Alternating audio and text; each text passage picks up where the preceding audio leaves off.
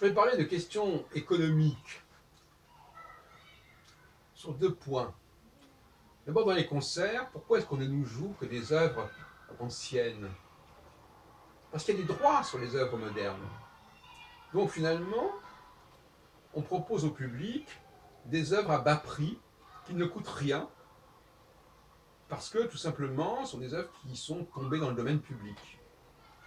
Et une des raisons, les organisateurs de concerts sont parfaitement conscients de cela, et ils ne vont faire jouer que des œuvres qui sont dans le domaine public et qui n'impliquent pas de la paperasserie, de payer des droits, etc.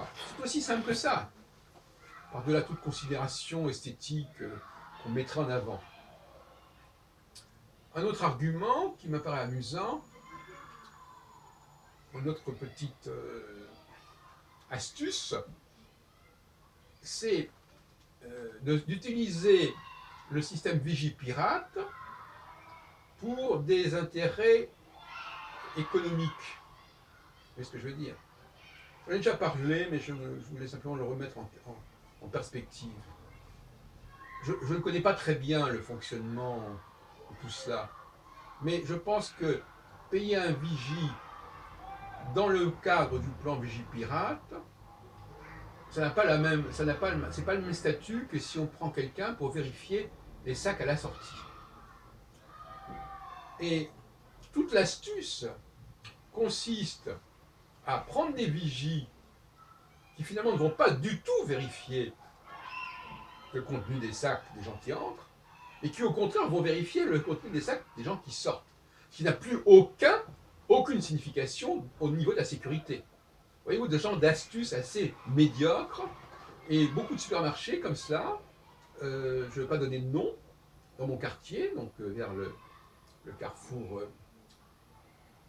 Tolbiac, Espérance, Mobilio, etc., on a des magasins qui se foutent du monde et qui, en fin de compte, ont des vigies qui ne sont pas là pour veiller à la sécurité des clients, mais qui sont là pour veiller à la sécurité des enseignes, des magasins. C'est-à-dire de voir si les clients ne partent pas. Donc au lieu de protéger les clients, on se méfie d'eux. Et donc on se sert des vigies, donc du budget vigie pour un budget surveillance des clients. Alors, à mon avis, il doit y avoir une entourloupe au niveau des salaires ou des prestations. À mon avis, il y a certainement une entourloupe quelque part dans ce domaine-là. Donc là aussi, voyez-vous, le cas des concerts, le cas des vigies, tout ça, derrière tout ça, il y a des choses assez glauques. Et je terminerai en disant que ces genres de calculs mesquins, ce sont des détournements de fonds, mais aussi des détournements. Alors, bon, je voudrais aussi. Bon, je reviens là-dessus lourdement. L'autre jour, j'étais à la Cinémathèque et il y avait une soirée d'inauguration du cycle Goose Van Zandt. Et alors, il y avait un service de sécurité à l'entrée. Mais alors, il y avait un des personnages qui était chargé du service de sécurité qui avait une tête de terroriste, mais alors c'était tellement flagrant.